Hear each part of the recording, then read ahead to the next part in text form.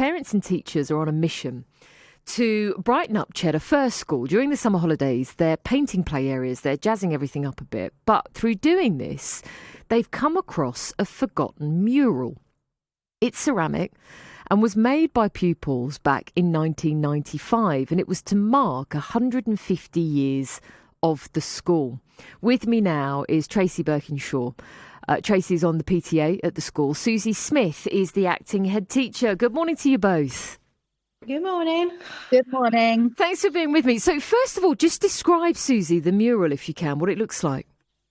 Well, it's a beautiful mural. It's got lots of different tiles on it, and we actually think it's got a hidden giant in front of it as well. So I think it was part of what the children have been doing as part of a sensory garden. So it's got different tiles, different colours, and it looks like almost like snake shapes on it and things like that. So different serpent shapes and things. So it's very beautiful, but it's been hidden for all these years and we didn't even know it was there.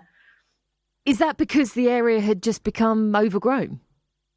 Well, it's twofold, really. We had a children's centre built on the site, which actually meant that part of our field was fenced off to give the security for the children's centre, which is now our preschool.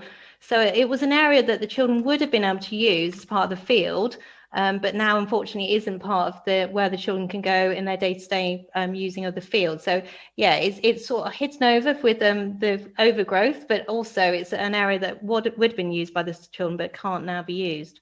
So I guess, Tracy, I mean, first and foremost, it's now about unearthing it and making it as visible as possible.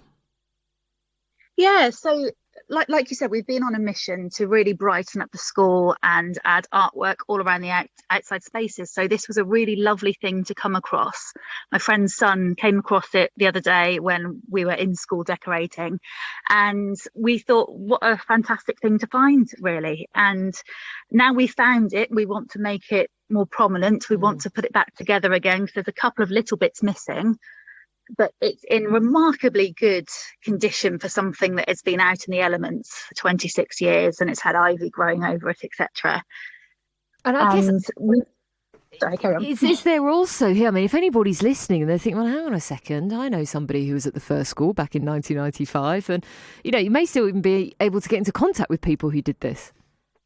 Well, that's the thing. I posted, after we found it, I took some photos and I posted the photos on Facebook. We've got a local community page. We've got a Memories of Cheddar page. And I said, look, does anybody recognise this? Does anybody know anything about it? Because at the time, we didn't have any idea about it at all.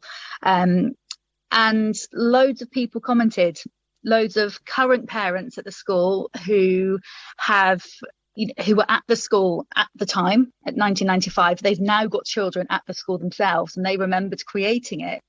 And that was really nice because they were then reminiscing about their time at the school, sharing school photos. It was nice seeing some of the school photos. We even had photos including some teachers that have only just retired. So they've been at the school for a very long time. It sounds great. It's got a lovely conversation going with the community, actually. It's really got everybody talking about their memories of the time at the school and the different things they did over the years. Yeah, and Suzi, I sense as well that you can get a history project out of this.